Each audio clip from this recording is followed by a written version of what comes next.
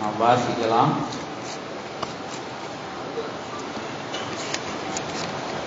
யோவான் சுவிசேஷம் 8வது அதிகாரம் 12வது வசனத்தை ஒருவர் சத்தத்தை உயர்த்தி வாசிக்கலாம். யோவான் சுவிசேஷம் 8வது அதிகாரம் 12வது வசனம்.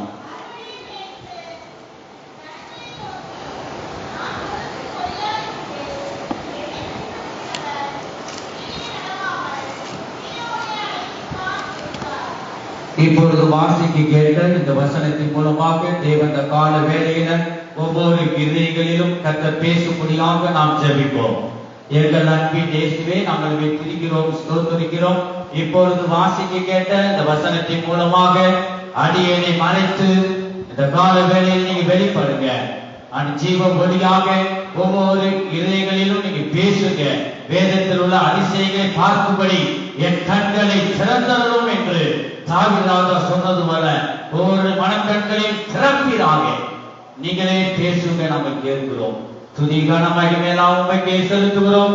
இயேசுவின் நாமத்தில் பிதாவே, ஆமென். ஹல்லேலூயா.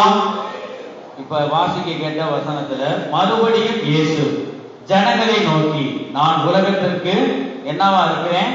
ஒளியாக இருக்கிறேன். என்னை பின்பற்றுகிறவன் இருளிலே நடவாமல் ஜீவ ஒளியை அடைந்திருப்பான் என்று வாசிக்க கேட்டோம். கர்த்தருடைய பரிசுத்த நாமத்துக்கு மகிமை உண்டாகட்டும். இயேசு கிறிஸ்து சொல்லுகிறார், நான் உலகத்திற்கு ஒளியாய் இருக்கிறேன் என்று அவர் சொல்லுவதை நாம் பார்க்கின்றோம். கர்த்தருடைய பரிசுத்த நாமத்துக்கு மகிமை உண்டாகட்டும். இயேசு கிறிஸ்துவை தவிர, இயேசுவை என்று வேற எந்த ஒளியும் இந்த உலகத்துல இல்ல. கர்த்தருக்கு ஸ்தோத்திரம். இயேசுவே ஜீவ ஒளியாகவே இருக்கிறார். நாம் ஒளியை நோக்கி ஒவ்வொரு மனிதனும் வர வேண்டியது மிகவும் அவசியமாகவே இருக்கிறது. உலகத்தில் ஒளியாக வெளிப்பட்ட இயேசு கிறிஸ்துவை நாம் பின்பற்ற வேண்டியது இந்த கடைசி நாட்களும் கூட மிகவும் அவசியமாகவே இருக்கிறது. ஜனங்களை பாருங்க, இந்த ஜனங்களை ஒரு காலம் இருளில் நடக்க தேவன் என்ன செய்ய மாட்டாரு? அவர் விரும்ப மாட்டார். ஜனங்கள் இருளிலே இருப்பதை தேவன் விரும்புவதே இல்லை. கர்த்தருக்கு ஸ்தோத்திரம். நாம் ஒவ்வொரு மனிதனும் ஒளியை நோக்கி வந்தால், ஒளியாகிய இயேசு கிறிஸ்து உன்னை ஏற்றுக்கொண்டு உன் சகல பாவங்களையும் இயேசுவின் ரத்தம் கழுவி உன்னை சுத்திகரிப்பதற்கு அது நீதியும் உண்மை உள்ளதாகவே இருக்கிறது. 1 யோவான் 1வது அதிகாரம் 7வது வசனத்தையும் 9வது வசனத்தையும் வாசிக்கும் பொழுது, அவர் ஒளியில் இருக்கிறது போல நாமும் ஒளியிலே நடந்தால் ஒருவரை ஒருவர் ஐக்கியப்பட்டிருப்போம். அவருடைய குமாரனாகிய இயேசு கிறிஸ்துவின் ரத்தம் சகல பாவங்களை நீக்கி நம்மை சுத்திகரிக்கும். நம்முடைய பாவங்களை நாம் அறிக்கையிட்டால், பாவங்களை நமக்கு மன்னித்து எல்லா அநியாயத்தையும் நீக்கி நம்மை சுத்திகரிப்பதற்கு அவர் உண்மையும் நீதியும் உள்ளவராய் இருக்கிறார் என்று இந்த அதிகாரத்துல வாசிக்க கேட்டோம். கர்த்தருக்கு ஸ்தோத்திரம். ஒளியாகிய இயேசு கிறிஸ்து உன் இருதயத்தில் அவர் வாசம் செய்தால் உனக்கு நல்ல ஒரு பாதுகாப்பு உண்டாகும், நல்ல ஒரு வசந்த காலம் உனக்கு உண்டாகும். அவரே நித்தமும் உன்னை வழி நடத்துவார். பாருங்க, யோசேப்போட கர்த்தர் இருந்தார். ஆகவே யோசேப்பு செய்வதெல்லாம் வாய்த்தது. தன்னை பின்பற்றுகிறவர்கள் ஜீவ ஒளியை அடைந்திருப்பார்கள் என்று இயேசு கிறிஸ்து சொல்லுகிறார்.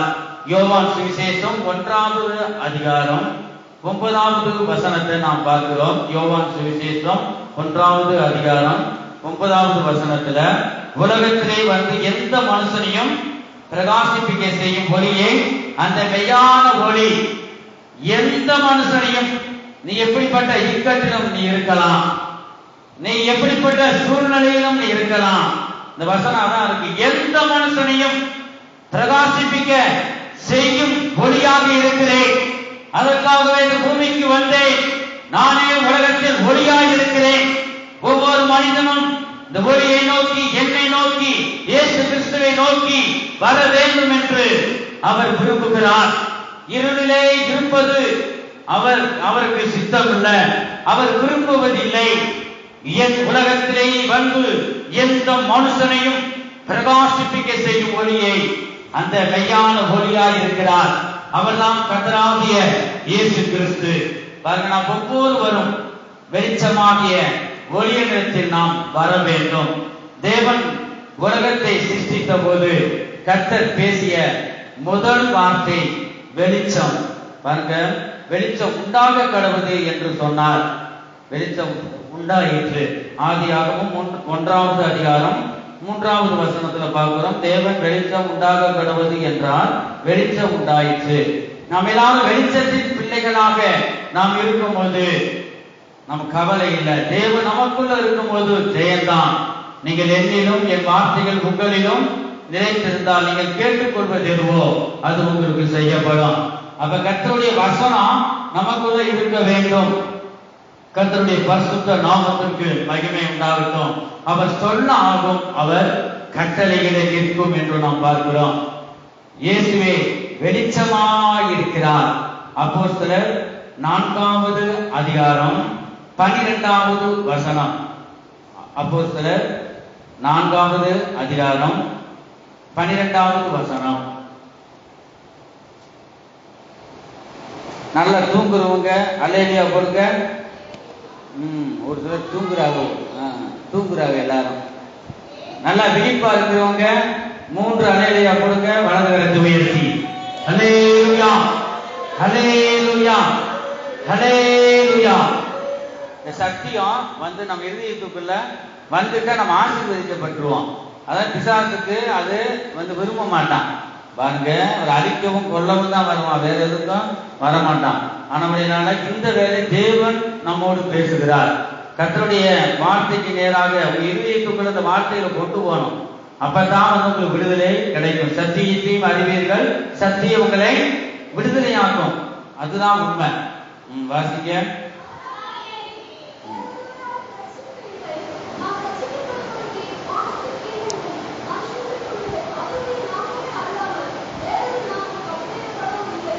இல்லை பாத்தீங்களா, வேற நாமமே இல்லை. இப்போ ஒரு கிராமத்துல வந்துகிட்டு இருக்கும்போது பாருங்க நிறைய இருக்கு சிலையெல்லாம். எனக்கு அப்பா சிலை செஞ்சதுனால சொல்றேன். அவர் ரசிக்கப்பட்டார். எங்க அப்பா ஒவ்வொன்று நாக்கை துருத்திக்கிட்டு கத்தி தூக்கிட்டு என்ன செய்யுது, நாக்கை மடக்கிட்டு என்ன செய்யுது, பயமுறுத்துது. பாருங்க, சின்ன பிள்ளைலாம் பயந்துருங்க. அந்த மாதிரி தான் இருக்கு. நம்முடைய தேவன் அப்படி அல்ல. நம்முடைய தேவன் அன்பு உள்ளவர். அன்பே பெரியது. பாருங்க, அவர் இரக்கத்தின் தேவன். அவர் ஜீவ ஒளியா இருக்கிறார். பாருங்க, மற்ற தெய்வங்கள்லாம் இல்ல. எல்லா நாமங்களுக்கு மேலான நாமம் தான் இயேசுவின் நாமம். பாருங்க, அவரையால அன்றி வேற இந்த பூமியில என்ன இல்ல, ரட்சிப்பு இல்ல. ரட்சிக்கப்படும்படிக்கு நீ எங்கதான் வரணும்? இயேசுவிடம் நீ வரணும். அவரேன்றி உனக்கு ரட்சிப்பு இங்க இல்ல. அவரே ரட்சிப்பா இருக்கிறார். இயேசுதான் உனக்கு ரட்சிப்பு. இயேசுதான் வழியும் சத்தியமும் ஜீவனுமாய் இருக்கிறார். கர்த்தருக்கு ஸ்தோத்திரம். அப்ப இயேசுதான் அது ஜீவ ஒளியாய் இருக்கிறார். சத்தியத்தையும் அறிவீர்கள், சத்தியம் உங்களை விடுதலையாக்கும். கர்த்தருக்கு ஸ்தோத்திரம். சத்தியம் என்றால் என்ன? சத்தியம் என்றால் தேவனுடைய வசனம். யோவான் சுவிசேஷம் 17வது அதிகாரம் 17வது வசனத்துல பார்க்கிறோம். பாருங்க, அந்த வாசிக்கும் போது சத்தியம் என்பது தேவனுடைய வசனம். இந்த வசனத்தை என்ன செய்யணும்? அனுதினம் நம்ம வாசிக்க வேணும், வாசித்து தியானிக்க வேணும், இதயமாகிய இந்த பலகையில் எழுதி கொள்ள வேண்டும்.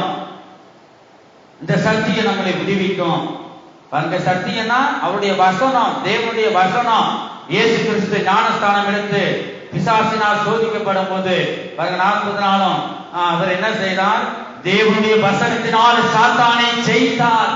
இந்த வசனம் உனக்குள்ள வந்தா, வெளிச்சமாகி இந்த வசனம் உனக்குள்ள வந்தா உனக்குள்ள இருக்க இருள் நீங்கி போகும். வெளிச்சம் வரும்போது இருள் தானாவே நீங்கி போகும். பாருங்க, பாஸ்டர் சொன்னது போல ஜெப பகுதியில இங்கிட்டு இருட்டாகவே இருக்கு, லைட்டை போடுங்க.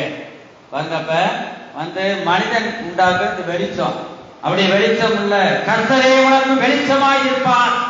அப்படி வெளிச்சத்தை, அவர் வெளிச்சத்தில் மகிழ்ச்சி உண்டு, சந்தோஷம் உண்டு, சமாதானம் உண்டு. கர்த்தரே உனக்கு வெளிச்சமாய் இருப்பார். துக்க நாட்கள் முடிந்து போய்விடும். நீ கர்த்தரிடம் ஒளியாகிய இயேசுவிடம் நீ வரும்போது உனக்கு சமாதானம் கிடைக்கும். கர்த்தருக்கு ஸ்தோத்திரம். இந்த கடைசி நாட்களில் வந்திருக்கிறோம். சத்தியத்தை அதிகமாக கேட்கணும். இந்த வசனத்தை அதிகமாக நம்ம என்ன செய்யணும்? வாசிக்க வேண்டும். இந்த சத்தியம் உள்ள போக போக போக, இந்த வெளிச்சம் நமக்குள்ள போக போக வந்த இருள் நீங்கி போய்விடும். வெளிச்சம் வரும்போது தானாக இருள் தானாக போய்விடும். கர்த்தருக்கு ஸ்தோத்திரம். சத்தியமாகிய வசனம் நமக்குள் வந்து நிலைத்திருக்க வேண்டும். ஒரு இடத்துக்குள் வெளிச்சம் உள்ளே நுழையும் போது அந்த இடத்தில் உள்ள இருள் அகன்று விடும். அதுபோலவே ஒளியாகிய இயேசு கிறிஸ்து நாம் இருதயத்தில் வரும்போது இருளான அந்தகார வல்லமைகள் அனைத்தும் நம்மை விட்டு அகன்று விடும். கர்த்தருடைய பரிசுத்த நாமத்துக்கு மகிமை உண்டாகட்டும். கர்த்தர் நமக்குள் இருந்து ஜீவ ஒளியால் நித்தமும் நம்மை ஜெயமாய் நடத்த இந்த வேளையில் ஒவ்வொருவரையும் அவர் அழைக்கிறார். என் மகனே, என் மகளே, ஏன் இருட்டில் நீ இருக்கிற? இருளாகிய பாவத்தை ஏன் அமிழ்ந்து சமாதானம் இல்லாமல் ஏன் நீ இருக்க வேண்டும்? வெளிச்சமாகிய ஒளியாகிய என்னிடத்தில் வா என்று அவர் அழைக்கிறார். இந்த சத்தத்துக்கு எத்தனை பேர் நாம் செவி கொடுக்கிறோம்? நீங்க விடுதலை பெறுவதற்கு வந்தது நல்லதுதான் பாருங்க. ஆனா செபிக்கும் பொழுது, ஊழியர்கள் செபிக்கும் போது விடுதலை பெற்றீங்க. போன உடனே சத்தியத்தை நீங்க இந்த சத்தியம் உள்ளத்துல இல்லாதபடி, வேத வாசிப்பிலும் ஜெபத்திலும் இல்லாதபடி பெருமையாக உங்க இருதயம் இருக்கிறபடி நாம் மறுபடியும் போன பிசாசு என்ன செய்யுது? மறுபடியுமாக வந்து உங்களை அடிமைப்படுத்தி வைத்திருக்கிறது. நீங்க விடுதலை பெற்ற பிறகு நீங்க என்ன செய்யணும்? தேவனுடைய வசனங்களை வாசிக்கணும். சத்தியத்தை அதிகமாக வந்து அறிய வேண்டும். பிசாசு வந்து ஒன்று ஜெபம், முதலாவது தேவனுடைய வசனம் நமக்குள்ள இருக்கணும், இரண்டாவது ஜெபம். பாருங்க, வந்து அந்த இரண்டு இருந்தா பிசாசு நமக்குள்ள வர முடியாது. யாராரோ என்னன்னா சொல்லலாம், உனக்குள்ள அது இருக்கு இது இருக்குன்னு. நீ தேவ வசனத்தை அனுதினமும் வாசிக்கிறவனாய், தேவ சத்தத்தை அனுதினமும் நீ கேட்கிறவனாய், ஜெபத்துல அதிகமாக ஜெபத்துல வந்து நீ தரித்திருக்கிறவனாக இருந்தால் இந்த இரண்டை நீ கடைபிடி. ஒன்று வேதத்தை வாசிக்கிறவனாய், இரண்டாவது ஜெபிப்பதுல ஜெபத்தை அதிகமாக போட்டு, இவைகள் இரண்டும் இருந்தா பிசாசு உனக்குள்ள வராது. அந்த இரண்டையும் போட்டு யார் என்ன சொன்னாலும் அதை கேட்காதே. நீ தேவ வசனமோ நீ நேரா இயேசுவின் வழியை நோக்கி நீ போகும் பொழுது உனக்கு ஆண்டவர் சத்தத்தை நான் கேட்கிறேன், நான் அனுதினமும் வேதத்தை வாசிக்கிறேன், நான் ஜெபத்துல தரித்திருக்கிறேன், இது உனக்கே தெரியும். ஆண்டவருடைய சத்தத்தை கேட்கிறப்ப கர்த்தர் உனக்குள்ள இருக்கிறார். எந்த சந்தேகமும் வேண்டாம். கர்த்தருடைய பரிசுத்த நாமத்துக்கு மகிமை உண்டாகட்டும். வந்து இயேசு கிறிஸ்து உலகத்தின் ஒளியாய் இருக்கிறார். அவர் பிரகாசிக்க செய்யும் ஒளியாய் இருக்கிறார். அவர் இருளை போக்கும் ஒளியாய் இருக்கிறார். அவர் வழிகாட்டும் ஒளியாய் இருக்கிறார். பாவத்தை போக்கும் ஒளியாய் இருக்கிறார். அவரே பெரியவராய் இருக்கிறார். அவரே உயர்ந்தவராய் இருக்கிறார். அவரே வல்லமை உள்ளவர். அவரே பரிசுத்தம் உள்ளவராய் இருக்கிறார். அவரே நீதியின் ராஜா. அவரே சர்வ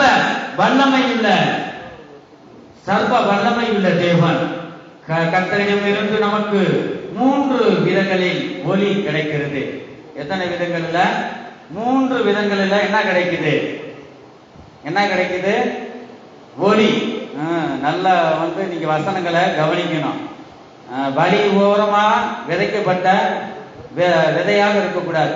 முள்ளுள்ள இடங்கள், கற்பாறை, நம்ம நல்ல நிலத்தில் விதைக்கப்பட்ட விதையாக நல்ல நிலமாக நாம் காணப்பட வேண்டும். அதுதான் 30, 60, 100 பலன் கொடுக்கும். கவனம் நமக்கு தேவை. கர்த்தருக்கு ஸ்தோத்திரம். அப்ப பாருங்க, வந்து 3 விதங்களில் வந்து ஒளி நமக்கு கிடைக்கும். ஒன்று இயேசுவின் ஜீவனின் மூலமாக நமக்கு கிடைக்கிறது. இரண்டாவது தேவனுடைய வார்த்தையின் மூலமாக கிடைக்கிறது. இந்த தேவனுடைய வார்த்தையை கவனமா கிடைத்தாதான் ஒளி கிடைக்கும். ஒளி உங்களை நோக்கி வந்து வரும். தேவனுடைய வசனம் உங்களுக்குள்ள போனா. மூன்றாவது தேவனுடைய மகிமையின் மூலமாக நமக்கு ஒளியை அவர் கொடுக்கிறார். யோவான் சுவிசேஷம் 1வது அதிகாரம் 4வது வசனம். வாசிக்க நேரம் உள்ள வாசிக்கும் போது கேளுங்க. அவருக்குள் ஜீவன் இருந்தது, அந்த ஜீவன் மனுஷருக்கு ஒளியாய் இருந்தது. அல்லேலூயா, அல்லேலூயா.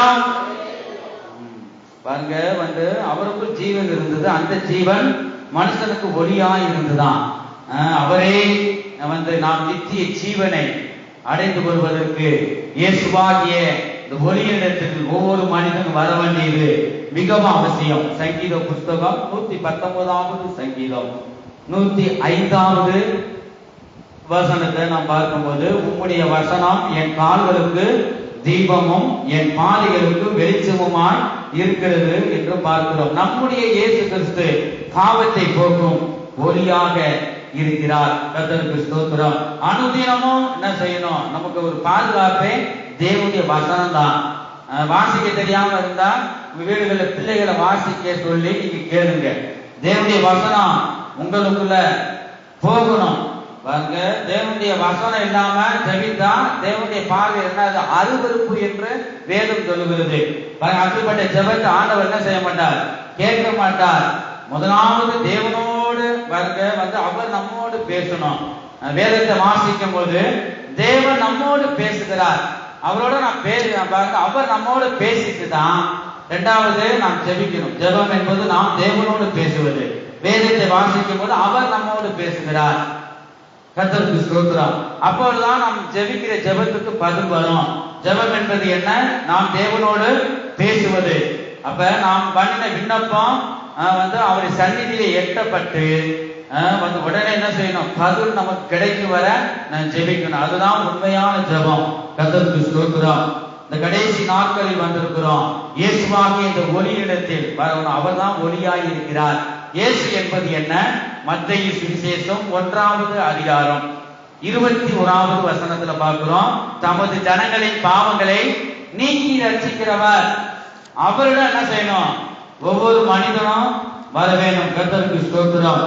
என் ஜனமே, எனக்கு செவி கொடுத்து இஸ்ரவேல் என் வழிகளில் நடந்தால் நலமாயிருக்கும். நீ ஒவ்வொரு நாளும் நீ போகிற வழியே வேற விதமாக இருக்கிறது.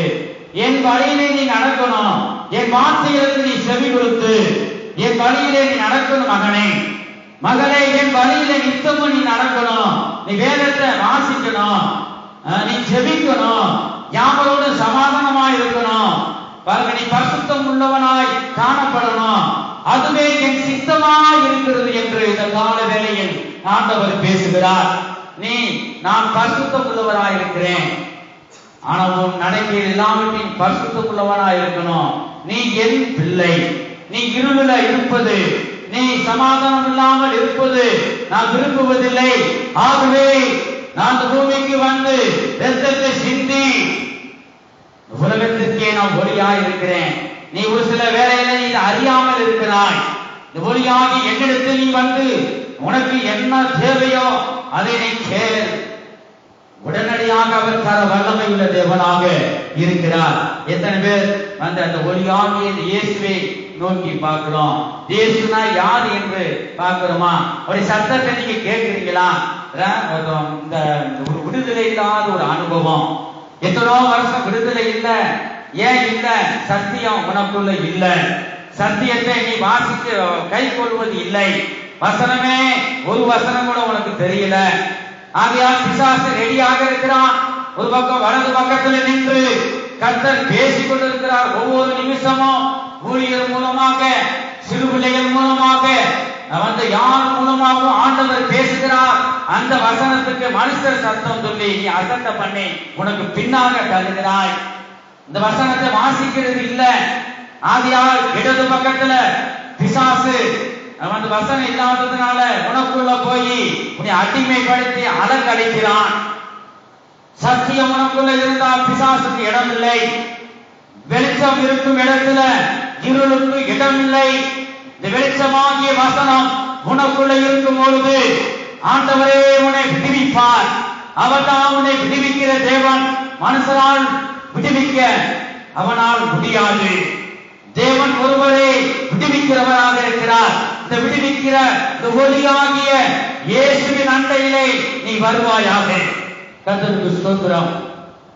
நாம் ராத்திரி நாம் ஜெபம் பண்ணி படுத்திருக்கும் அதிகாலையில் ஒரு 3 இருக்கும் படுத்திருக்கும் பொழுது சிறு பிள்ளை சின்ன பிள்ளைகள் கிணறு மனுஷரால் வெட்டப்பட்ட மணல்னால ஒரு 10 அடி ஆழம் இருக்கும்.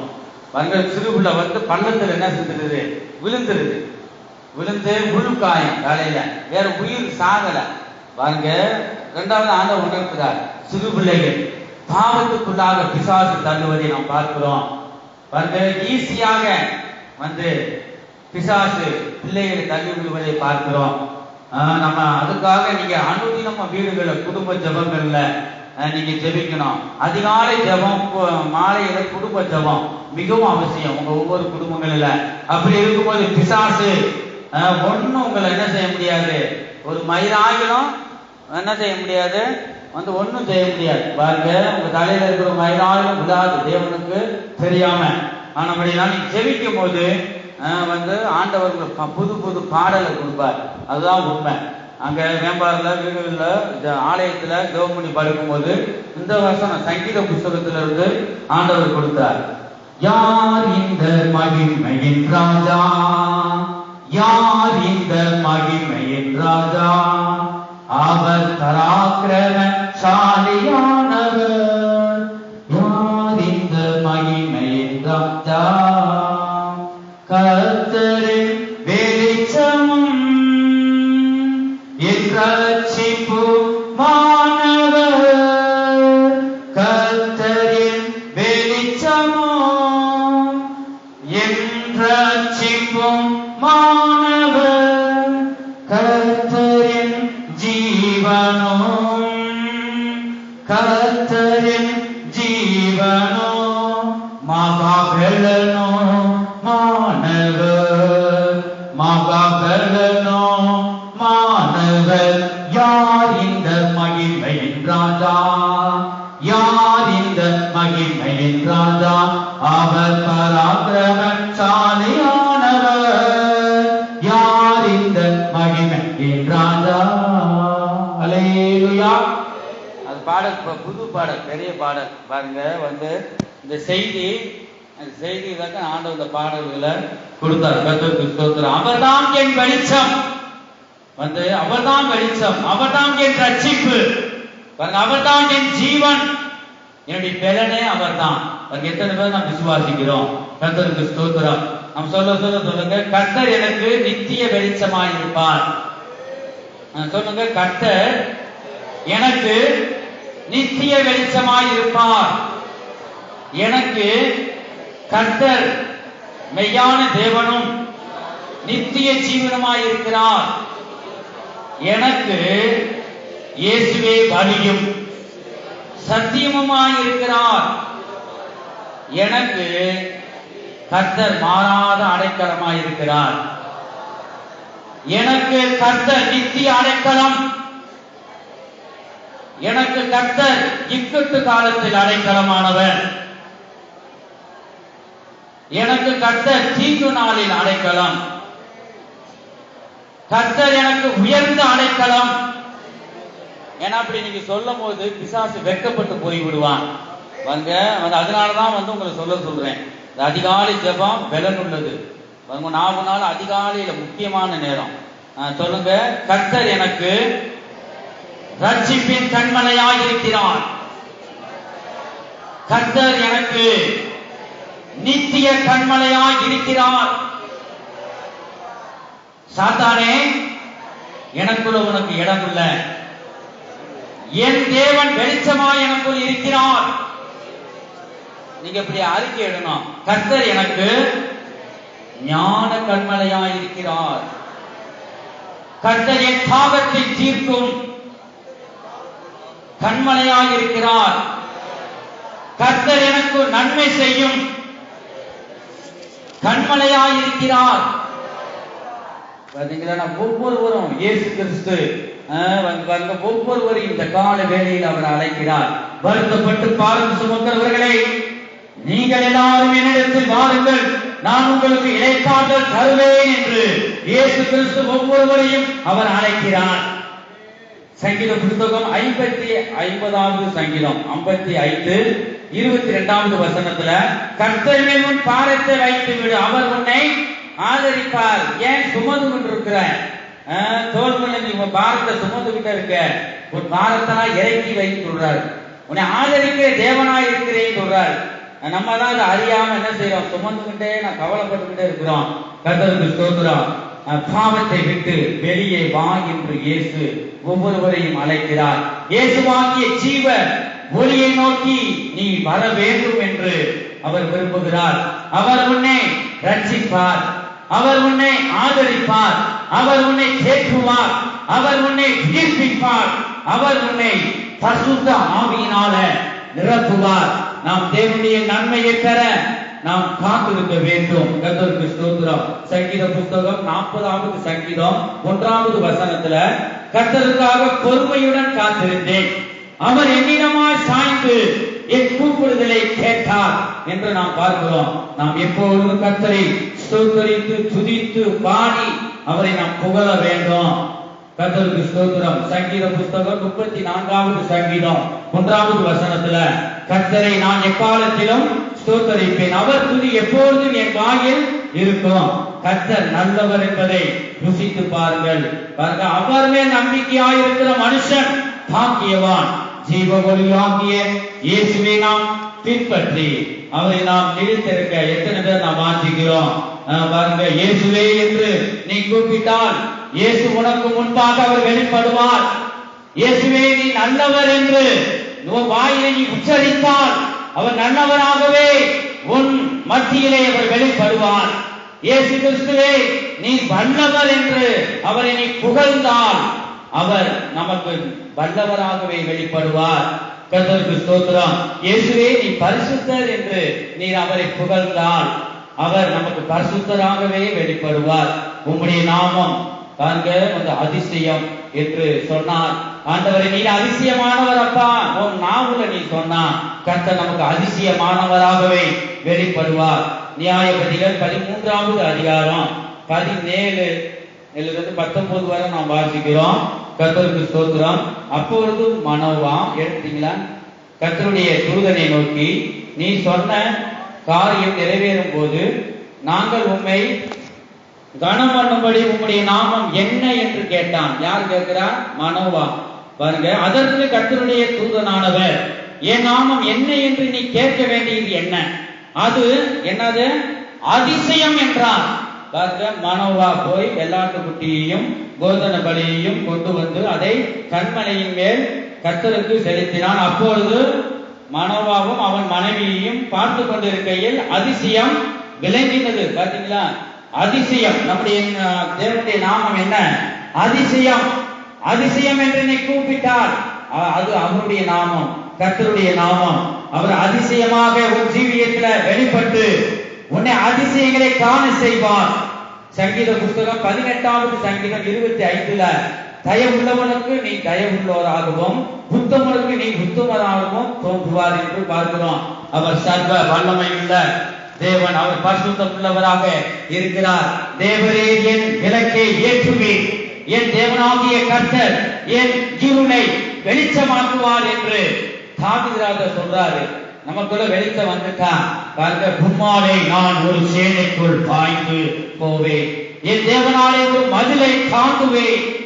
பாருங்க, கர்த்தர் நமக்குள் இருந்தால் போதும் எதையும் நாம் சாதிக்கலாம். அவர் நம்முடைய ஜெயத்தின் கர்த்தராய் இருக்கிறார்.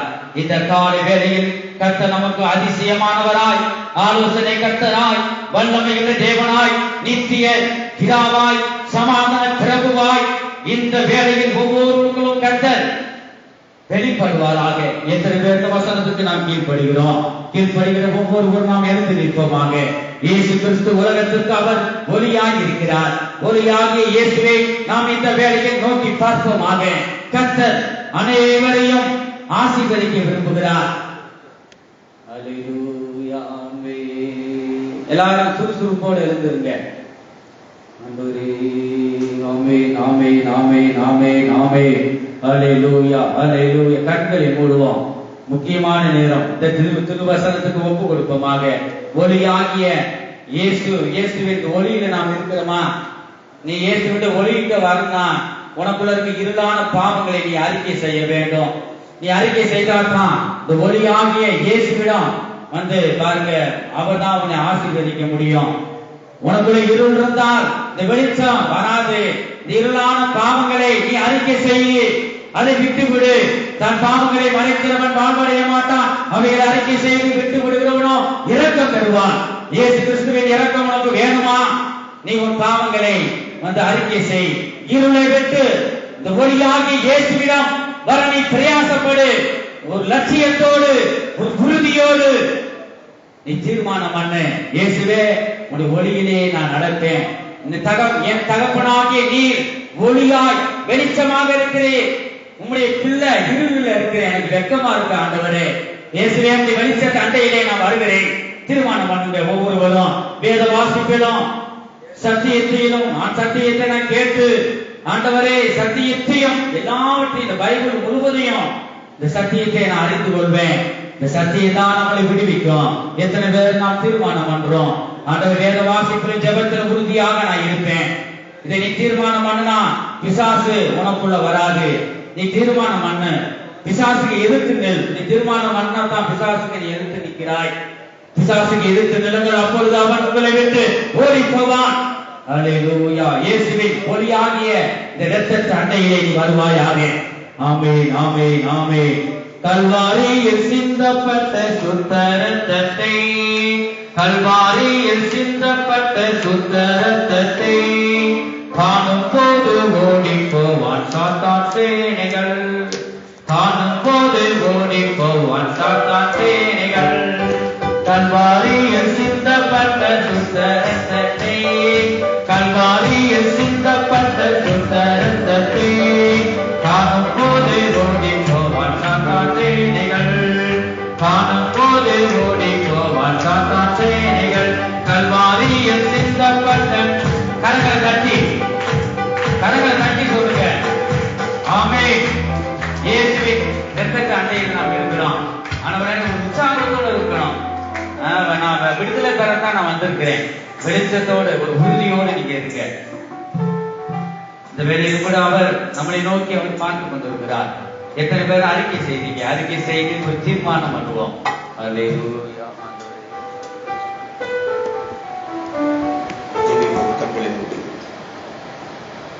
உலகத்திலே எந்த மனுஷனும் பிரகாசிக்கிற மெய்யான ஒளியா இருக்கிற நம்முடைய தேவன் இந்த நாட்களிலே எல்லா மனுஷரையும் பிரகாசிப்பிக்கிற தேவனாய் இருக்கிறது. காலங்களில் ஆண்டவர் வெளிச்சத்தை குறித்து ஆண்டவர் பேசியிருக்கிறார்.